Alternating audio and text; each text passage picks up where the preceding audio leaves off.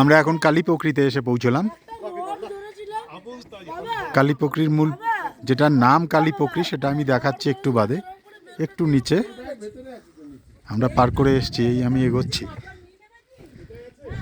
কালীপুকুরির দিকে এগোচ্ছি। ছোট্ট একটা লেক, কালো জলের লেক। পুকুরি মানে একটা ছোট লেক, আর কালো জলের লেক বলে ওটাকে কালীপুকুরি বলা হয়। ভীষণ মনোরম। এখান থেকে সান্দাকফু আর 6 কিলোমিটার ডিস্টেন্স। এখন পুরোটাই আপ। আমরা গড়িবাস থেকে যেটা এসেছি সেটাও অনেকটাই আপ। আমরা এবার লাস্ট আমরা সান্দাকফুর আগে এই পয়েন্ট।